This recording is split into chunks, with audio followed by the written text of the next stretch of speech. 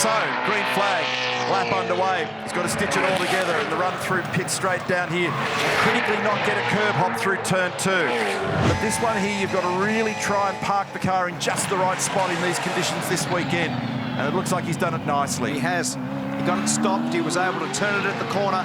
He probably made the apex a little early, which meant that he had a fair bit of turning to do as he come onto the straight. And the first up effort, 20.34. And off the vein, that's exactly the right assessment. The rear was pretty lively on the run through turn 9, then again on the other side as well. So Grip is a challenge out there at the moment. He was a 10th quicker than Reynolds in the first sector, and he's gone 2 100ths quicker in the mid-sector, but that little exit at turn 9, and in fact even the entry to turn 9 may have cost slightly. You can even hear a little bit of, we call it cold tyre tearing or vibration in the background off those Dunlop hard tyres. So they're watching at Grove, Jack LeBron, Matt Stone are watching at MSR there as well on the top right-hand corner of screen. And he beats him by 1/100th. This is his 5th shootout. His best result was 4th in shootouts at Sydney Motorsport Park, and a nice number so far. In fact, he's a couple of tenths better off. Windcup's watching, and so is Matt Stone. Their driver, Todd Hazelwood's the quickest at the moment. Nice job at the final corner. This is going to stitch together nicely. Might get him into a high 19 or a low 20. 19.6, not just high, he gets it well into the 19s. That's maximising very tricky conditions. Out the other side of turn 7 now, and the high-speed run to 8 at 240 odd clicks. And he just made an anti-roll bar change there to change the balance of the car for this fast right-hander. And now he makes another anti-roll bar change as he brakes the car at turn 9 to pull it up for the slowest corner. So this is going to get him pretty close, and when you consider that they're not absolutely fresh tyres, he's going to be right in amongst it. So he gets to the end with a 19.9. Second driver in the 19s, Brock bottom right-hand corner.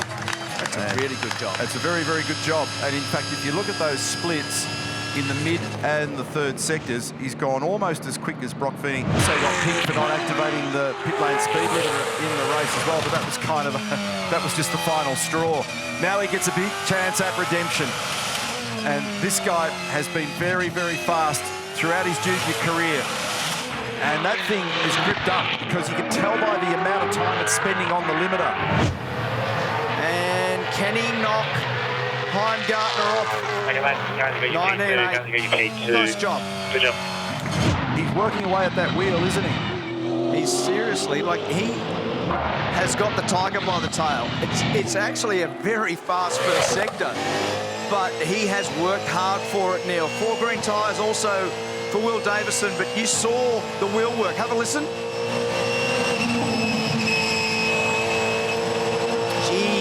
There was no margin, and that was very, very nice. As he's sitting on 9 of them in that great battle with Cam Waters. So is this going to vault him to the top? Yes is the answer on a 19.5. Big lap when it mattered for Will Davison.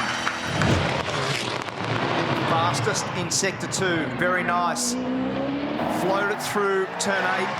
As you said, had no margin on the outside as he exited there. This is where he was in the fence yesterday. No margin there either.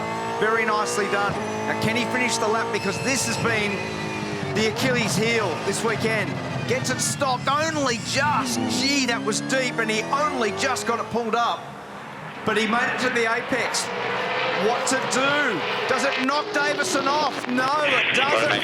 In fact, it's just slightly slower than Feeney. And he throws that thing through 1-2. This is the view on the run up towards turn 4 at the end of Wakefield Street. Gets it fed back into second gear and hungry use of the curve on the inside. It's a little bit pointy. He's turning in and then catching. Turn catch on a couple of occasions at the previous corner. It looked better then. Had a little tail wag at the other side of 6. He's on the limiter again. The cumulative looks like it might get him to the top. He's chasing a 19.5. They dare not blink at either of those teams, at the Shell V-Power team and at WAU. No, last sector did not deliver for Mostert, P4. He's got a really good rhythm going through those 90-degree changes of direction, and that's the fastest first sector by a mile. And Mostert did a 19.77, only a tenth of a second in it. This is going to be right in that top group.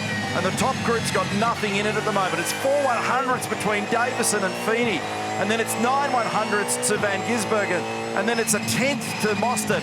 And he's now, Anton, going to be able to get in here and ruin this party. The final corner, Davison watching bottom right of screen. It exits nicely off the final corner. This is good. Shifts well. And it jumps into the top on a 19.3. It's a new benchmark.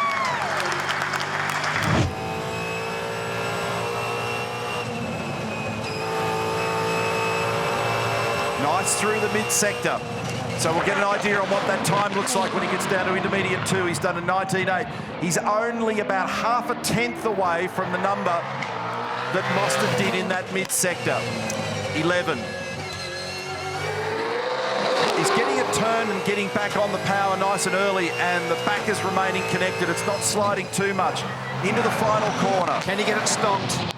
Oh, no, he didn't. He just blocked the rears and then it couldn't get it to turn. That's cost him time at the final corner for Cam Waters.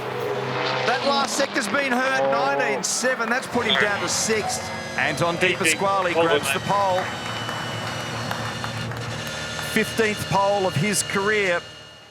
And Anton makes it number 4 for 2022.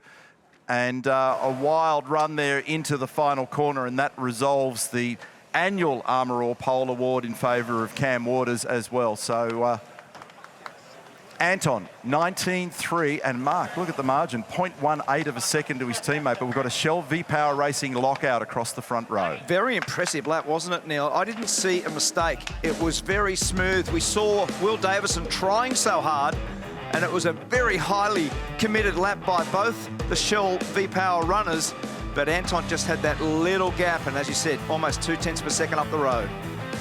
There's the confirmation of the top 10. The 11 through 25 was set earlier in the day. Di Pasquale, Davison, Feeney, Van Gisbergen, Mostert, Waters, Brown, Heimgartner, Hazelwood and Reynolds. That's the way they'll line up on the first 5 rows for our big race. 78 laps to come this afternoon in the hottest of the temperatures that we've seen so far this weekend. We're still shooting for 35 degrees and it's 32 out there at the moment and continuing to rise.